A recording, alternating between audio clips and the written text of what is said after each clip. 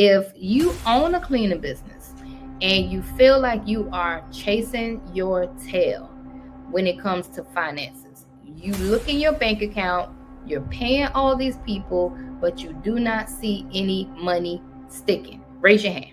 If that's you, raise your hand. If that's you, right? If it feels like you are still living paycheck to paycheck, in entrepreneurial land, we call it payroll to payroll. So, you pay payroll, and then you got to wait for some more receivables to come in to pay your bills. Like, if that's you, raise your hand. Hey. Candid, cleaning conversations. Everybody gather round, it's a celebration. That we're still standing. Big up Katrina, she the inspiration. Came up from the bottom, she here with that motivation. Here to teach and inspire. Help you aim higher, help you dream bigger. Get what you desire. Real recognize, real iron sharp as iron. Let us grow your cleaning business. She ain't playing around, yeah, the queen mean business. Just stick around, get down with a podcast. Hold it down, here we go, foot on the gas. Candid, cleaning conversation. Hey. Welcome back to another episode of Candid Cleaning Conversations. Yes, girl. We are back in the studio. Yes. You know what, y'all? I'm not even going to admit, I am going to admit what I'm talking about. I miss this. I miss being here in the studio, just talking and going over a lot of things. So we're in podcast mode, y'all. So be prepared, okay? Because we got some good podcast episodes coming up. We haven't been doing the podcast lately, but we got some episodes coming up for y'all. Be prepared, okay? We are in podcast mode. We in here. We got our 1 2 1 2s on. We ready, girl. So what we talking about today? All right, so the topic that's at hand today is how to grab a hold of your business finances. Dun, dun, dun. Because I know that this is a huge topic for everybody, especially, us growing up. We don't have some of us, let me just speak on some of us, because I'm going to speak about myself too, that I didn't have no one teaching me about my finances, let alone, your business finances, but just teaching me about my personal finances, how I can elevate my credit, the things that I could do to take advantage of. So that's what this podcast is about today. All right. Let's get into it. So, all right. I'm just going to start it off by saying this. If you own a cleaning business and you feel like you are chasing your tail when it comes to finances, you look in your bank account, you're paying all these people, but you do not see any money sticking. Raise your hand. If that's you, raise your hand. If that's you, right? If it feels like you are still living paycheck to paycheck, in entrepreneurial land, we call it payroll to payroll. So, you pay payroll, and then you got to wait for some more receivables to come in to pay your bills. That's right. Like, if that's you, raise your hand. Okay. This is the podcast that you need to be listening to. And I know this world oh so well, because this used to be me. And I'm going to give you some tips on how I was able to grab a hold of my own finances and really understand what the hell is going on. Okay? All right. Let's get it. So number one, guys, is you have to know where you stand at when it comes to your finances. And I know you're probably like, well, how do I do that? Right? So basically you need to track your finances. You need to know what's actually coming in, what's going out. And you also need to list your expenses, whether it's with your personal life and your business life. So that way you can know, all right, something is not adding up. If my expenses is more than my actual income, that's why I have an issue. So now we're going to have to get out here and try to figure out how can we make our income go up, because our expenses are too high, or we may have to cut down some of those expenses. And a good way for us to do this is you can either use Google spreadsheets to know what's coming in, what's going out. I know that we use an app called Rocket Money. This actually helps us to know what's coming in, what's going out. And I know we may be set up on some subscriptions. And us as individuals, as humans, we forget, right? We forget about them subscriptions. We don't think about them, right? So this actual app helps you to, if you are on a subscription, you can actually delete it off. You don't have to worry about those subscriptions, and it'll tell you when your bills are coming up, when the bills are due. It'll let you know you got a large, what you call it, transaction. It'll let you know about everything that's going on with the. So you mean to tell me you can go on the app and you can literally delete all of the unwanted subscriptions on the app? Get out of here, girl. Yeah, I mean, I thought it was bull crap when I seen it on the advertisement, because you know how they do. If you click on something, they're going to try to sell you because somebody done got your cookies and whatnot. Because I was looking into better ways to budget and just different ways to help us out and stuff like that. And this is one of the things that popped up. I thought it was pretty interesting. Right. So number one, let's just get it out the way. You know, you're supposed to be tracking every expense your business has and your finances. Like, you need to be tracking these things. That's the first thing. It should be a no-brainer, but most of us, we ain't doing it. You know why? Because you out there cleaning, and when you get finished cleaning, the last thing you thinking about is tracking the damn business expense. Okay, that's the last thing on your mind, right? But if you really want to grab a hold of these finances, that's number one. You got to start developing a good habit of checking your bank account every day and tracking your expenses. I can't say that and stress that enough. Number two, for me, would be making sure that you have set up multiple business bank accounts.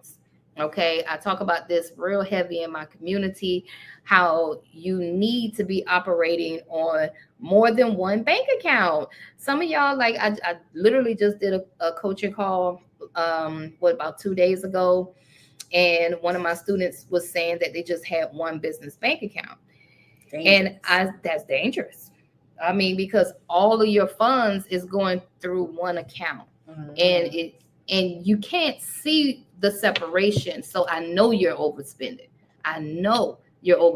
Where's the tax money going at? Where's the savings money going at? Where's your personal? Like, you need separate bank account. Go to your bank tomorrow and tell them that you would like to open up a few more bank accounts. You need at least 4 or 5 bank accounts. Okay. You need one for tax savings. You need one for savings. You need one for taxes, one for receivables to come in. Your receivables account, that's where all of your funds will be coming in at. You need a personal account. Okay. So a percentage will go inside your personal account. We happen to have a payroll account as well. And it's an account where we only pay all our workers out of. It's your Lil CEO in training. Let me ask you something real quick. Why you still scrubbing toilets like it's 1999? You ain't learned how to hire you some cleaners to do the work yet, huh? Don't worry, I got you. I created a free case study video that will teach you how to drop that mop and get to the money. Go to www.helpmetenacity.com and watch that free case study video. Stop being hard-headed and trying to figure everything out on your own. I'm trying to show you how to drop the mop and pick up these honeys, honey, because over here we making money, moves, and diapers. Don't say I ain't try to help you boss up early. Click that link, www.helpmetenacity.com. I'll see you on the other side. That's what we wanted to set up. You don't have to set it up like that, but you do need to create the separation, right? So that when those receivables come in, you're only putting the percentage of the money inside of your personal account. And then you only spend what's in that personal account. You see what's going to happen when you're a business owner. You start growing, you start seeing thousands and thousands of dollars in your bank account. You tend to think that's your money, right? But it ain't. Right. It's not your money.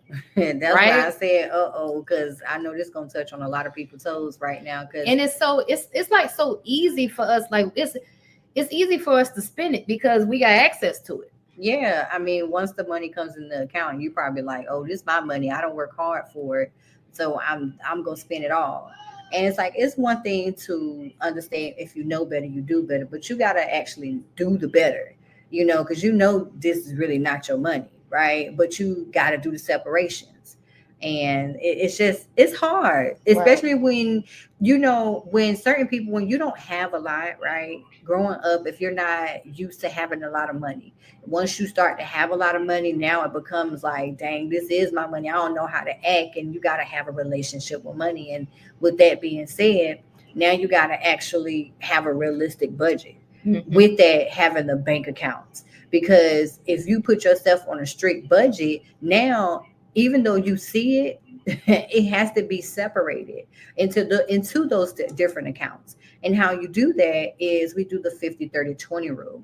I don't know how many of you have heard about Michael Michalowicz. He has a book called Profit First. Okay, this is my grail, my holy grail of just financial freedom. Okay, because if it's not in the account for me to spend, I'm not spending it. I'm sorry. I'm not going above or beyond. I'm not even going to say, well, listen, I got to choose between Peter and Paul. I'm not doing it no more. Because if you messing up your finances, there won't be a Peter or Paul. Okay? Right. And if you're not good with money, it's not a good idea to take a loan out either. No, God, so yeah. I know that we got PayPal will give you a loan, Square will give you a loan, Stripe will give you a loan. And really they'll give you loans called like lines of credit, right? They go by how much money, how much receivables is flowing through the Stripe account. Right. And it'll give you a loan. But loans come with interest. And if you already don't have a good relationship with money, it's like you're headed for destruction if you take the loan. Right. So that could be another thing. You could be paying back loans, and that could be keeping you in debt. Another thing that could be keeping you in debt is you might be overpaying people. That could be keeping you in debt. Oh, yeah. So maybe some of them people that you paying $20 an hour, maybe they need to be getting paid $17 an hour. Like, how good is the quality of work that they're producing? Like, start doing that evaluation on everybody on your team. Do an audit on everybody on your team. Maybe need to go down on the scope of work of some of these jokers and pay them less money. Maybe you might need to hop out there and clean one of those buildings. Maybe you got to get back in the field for a month or two. Right. I'm serious. Like, literally, this used to be me. Like, it was a time when we had to just say, well, shit, I'm gonna have to just go back out there and get a building for about 2 months and retrain. We had to literally retrain. We took a contractor out of a building, and we trained an employee in there. And we found that if we put the employee in there, we would actually save more money and get more done, because my contractor was zooming through the account, because contractors don't get paid by the hour, of course. Right. So they was getting paid more money and doing a shitty job. Wow. So we decided to, okay, let's go back in here. Let's redo some things. Let's redo the scope of work. Let's put together a training, and hire someone, pay them less money. And we were able to save when we went through that process. Okay. That's good. And just getting back to the 50-30-20 rule, you guys, it's a difference between how much money you put inside of each account, right? So you're going to have to break your numbers down, and that's something that you can book a call with me and I can help you out with that. Yeah. But you want to have 50% that's going towards your needs for your business, whatever you're paying for, whether it's a website, whether it's your insurance, whether it's your office if you have one. It could be your domain that you're paying for, whatever it is that you're paying for your business, whether it's supplies for your employees, all that needs to come out of the business account for the business expenses. Also, 30% goes into your wants. Like, I can say, for if you're having marketing, any type of savings that you just want to just invest into some things for yourself, you can do that. Also, 20% is going to go for you, any type of thing for yourself. If you got any debt repayments, any type of savings that you want to just save it for yourself. And you want to be able to have something that's there. Now, you can adjust these prices or the percentage at any time, just according to your own situation. You don't have to just stick with the 50-30-20. You can do this according. It just has to total up to 100%. Okay. Yes. Just to let you guys know that. Yes. So definitely create that separation, man. That I can't stress that enough. When we started to create the separation, we immediately saw a change. Mm-hmm. Like it didn't take long at all for us to see a change. Like I was used to spending this much money, but no, I wasn't supposed to spend this much. I was supposed to spend this much, and I was able to see that. So it forced us to live within the amount of money that we actually were supposed to live under, if that makes any sense. Yeah, that it helps out a lot, guys, when you do the separation. Like it really, really does. Like, because you're looking at your whole account. Like I noticed tremendously as soon as I had started to do the separation on the accounts. Like, have you ever had any issues with running payroll, like making your payroll, because the money is not there and you're like, man, what's going on? And you're not paying attention to subscriptions that are coming out. You're not paying attention to how much you're spending on your bills, whether your bills are more than your income. And once these things start to happen, now you don't have the money to pay your workers. Now you got to go and take the loans out, which we do not suggest. Now you got to go and, if you have an accounting software that allows you to get those loans or payday loans, whatever, they add on their interest, and their interest is so ugly, to the point where you end up paying way more than what you actually borrow. And this is actually what we step number 3 here that we're going to go into, is making sure you try to build an emergency fund. You need an emergency fund, because an emergency is very well, and most people don't have it. Most Americans don't have one. Yeah, they don't have an emergency fund. I'm telling you, you need an emergency fund for your business and your personal world, because shit is going to happen. It's going to happen in your personal world. The tire's going to go out. Like, you're going to have to get off of work and go pick your kids up from school. Life is going to happen. You can assure that. Yeah. But in business, guess what? The same thing. You're going to get a call out. You're going to lose a client. Like, things are going to happen. So you need to create a emergency fund for your personal world and your business world. I would say at least have $2,000 for your business world and $1,000 put up for your personal world. That's what I would say. That's a good place to start. Yeah. Okay. Because you just don't want to be caught off guard. Just think about it, guys. When we went through this whole coronavirus, it put a lot of people out of work. It made you have no human contact, and you had to become recession proof, right? And if you didn't have any type of income that was recession proof, now you got to get creative and think of some things that you can do. So you want to be able to have those savings and have at least 3 to 6 months of living expenses if you're able to, because you never know what may happen. Okay. And you want to be prepared for that. Yes.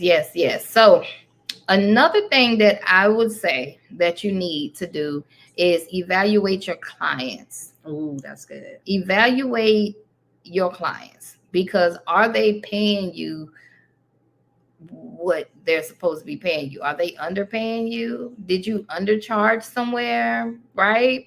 Because this could be affecting your cash flow. You might have some people that you may need to let go. You may have some people that you may just have to go up on the price. And I would suggest that everybody at the end of the year send off a letter to your client and just let them know, due to inflation and everything else, we do go up on our prices every year. Yeah. Okay. Whether it's 5%, whether it's 10%, you should be going up something. I don't care if it's $15 or $10. Like, you should be going up every year because inflation is rising. So it gotta make sense, y'all. Yeah. Okay. So if you bid wrong and you're overpaying people, that's eating into your profits. So you need to go back to your numbers and make sure that you actually bid these accounts the right way. If you need help with that, Tamika can help you with that as well. She's our numbers lady in our community now. She helps everybody out with the numbers. So definitely book a call with Miss Tamika if you need some help bidding on your accounts or going over your numbers again. Definitely book that call. Yeah, y'all. And listen here, I definitely want to tell you that it's all right. Like a lot of us did not grow up with the financial literacy that we need as far as today, right? But there's so much information out here now in 2025 that allows us to be able to take advantage of that. Now we can't say, oh, well, I wasn't educated. Now the information is out here in the palm of our hands for us to become educated enough to not still make the same mistakes that we were making back in the day, right?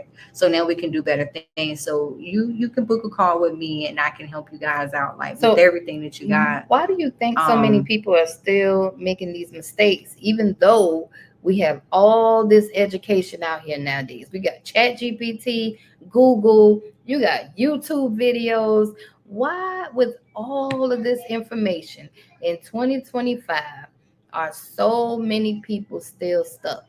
Why are they still making the same mistakes? It got to be something else, right? What do you think it is? I honestly think it's a multitude of things. I don't think it's just one broad answer. I mean, one answer for that question. That's like, when I hear that, that's a lot of things.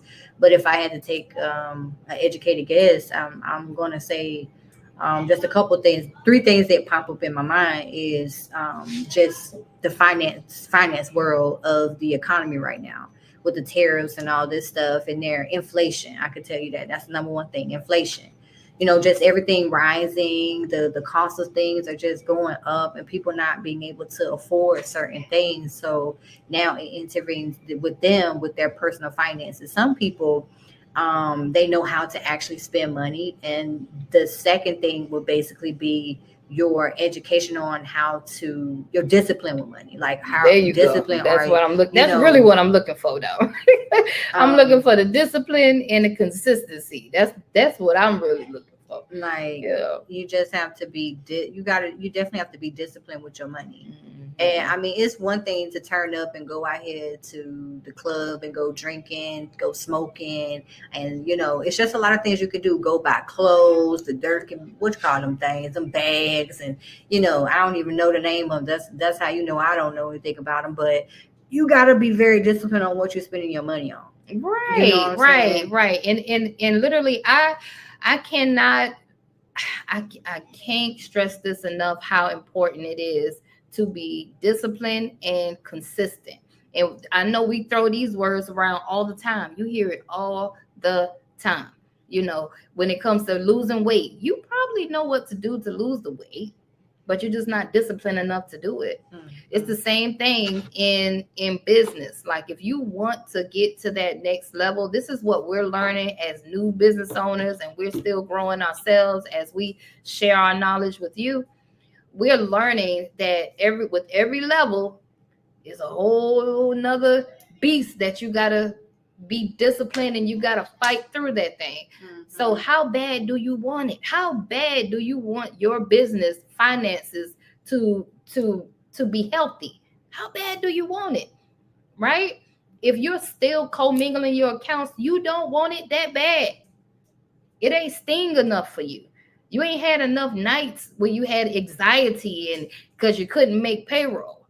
You haven't had to deal with that enough. It hasn't stung enough for you, right? You'll see as you start to grow and you don't grab a hold of this stuff, you will eventually crumble. Like you're not gonna be able to make it to the level that you want to make it to anyway. You're just not gonna get there, you know. So it's like you gotta buckle down. You gotta be disciplined. You gotta be consistent, man. Yeah, for sure. This is not the sexy work that everybody talks about. You know, because it could be one thing to say that you're doing it, but then it'll start to show up. It's like you will know the difference between a person who is very manageable with their money and a person that's not. Like you can tell from their habits and their behaviors that they pursued out. But neither here or less, but I just want to tell you guys that it's okay. You really have to track your information. I'm sorry. Like I got to go back to that because something keeps telling me to just keep saying that. Like you really have to track what's coming in and really what's going out. Like depending on how many clients you have, you need to know, like, let's just say you have net 30 accounts, you have weekly accounts, whether it's Airbnb, you have commercial, I don't care what it is. You need to know if that commercial pays you every 30 days. Now you automatically know you cannot rely on that particular set of funds. So now you got to figure out, how can I make the money work, because I don't get this money until the next 30 days. Now, if you have some Airbnb clients, that's going to be your fluctuating money that you're going to be able to fluctuate with. But you have to know when you can pay people, or even if you can start to hire. Right. Like that's, or even that's if you can pay yourself. Yeah. You know what I mean? It's a lot, like, know. We could talk about finances all day long, because there's so many different components that we not touching on this, but we only got 30 minutes to give you the juices, right? Right. Right. But yeah, those are my main things that I would say. Don't forget about your taxes, the I, the R, and the S. Okay, hell. That's like one of the major pain points that a lot of people don't pay attention to. And you technically are supposed to pay your taxes quarterly. You know, you can do your due diligence of finding out how much your taxes is, but that all depends on your tax bracket. Whether you're married, single, you file a head of household, that's going to put you in a different tax bracket. So you want to do your due diligence of talking to a CPA, bookkeeper, tax preparer, of understanding your tax bracket, because that can change the ball game. I know you can pay taxes at the end of the year. You definitely can do that, but you're going to be hit with a big bill. So why not just get it out the way and pay it quarterly for yourself? But see, how can you pay it quarterly if you're not creating the separation? That's true too. So just y'all listen, just book a call with me. And it's a lot, we're gonna track your finances. It's all right. And I will tell you, I do get a little deep on these calls, because I really want to know how we can best help you in your situation. And the only thing I can advise, this one phone call is not going to be it. I can only give you a outline on that first call, but it's going to take that discipline of each month of you implementing the information to actually make it work, for you to say, you know what, I'm gonna go ahead and step it on up. I'm gonna stop being bad, and because I know I ain't supposed to be spending and swiping this card. You know, I'm gonna go ahead and do right. Live below your means, y'all. Just because you just got that big contract, that 100K contract, don't mean you go get the big house and the big car, right? It's called lifestyle inflation. I was a victim of it as well. Mm-hmm. Like, you know, when you come from where we come from, we get a little money, you know, we ready to go do the things we always wanted to do. Mm-hmm.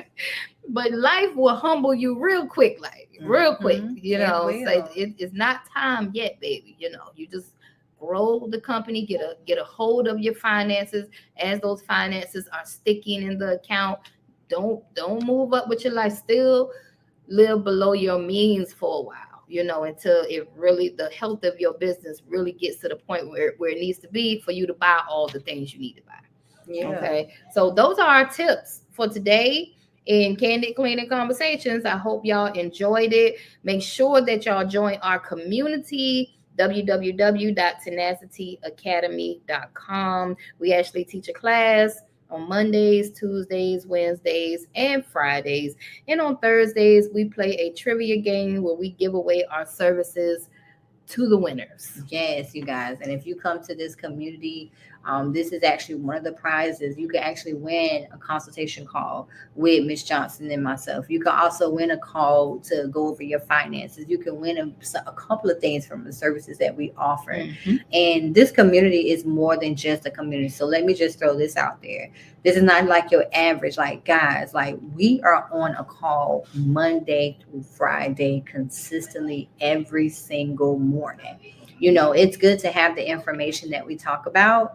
Yes, but we don't want you to become an information overload season. We want you to be able to implement. And it's all about the mindset, right? Mm-hmm. Because if your mindset ain't right to trigger to go into the entrepreneurship mode, you shooting blanks. And we don't want you to do that. So come to the community so we can talk to you and we can just have a good time. Because we laugh, we cry, we just have a good time in the community. And then I'm gonna throw this out there just for you, because y'all decided to stay all the way to the end. Another tip that I would give you, my very last tip, is there's a bank called Novo. That's Novo.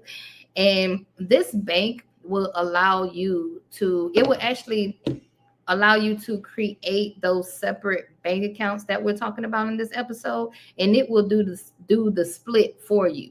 So you can put 15%, 30%, 12%. And when money comes in through your receivables, it will do the split for you. And I think that is so helpful, y'all. That is if I can't give you any other jewel, that's the one that I wanted to drop on you right there. Yeah, that's good. So look up that bank. It's called Novo. No, I'm not an affiliate for the damn bank. Okay, I'm just trying to help y'all out. Yeah, y'all. That's actually a really good tip because some banks don't even do the split for you. They tell you, oh, you got to go and do it, or they just don't do it at all. Yeah, and I know a lot of us are not disciplined enough to manually go in there and split up these numbers. You know, we too busy. So we got to figure it out. We got to figure out other ways to make this thing easy for us. Okay. But that's our show. I'm out of here. I'll catch y'all on the next podcast. Peace.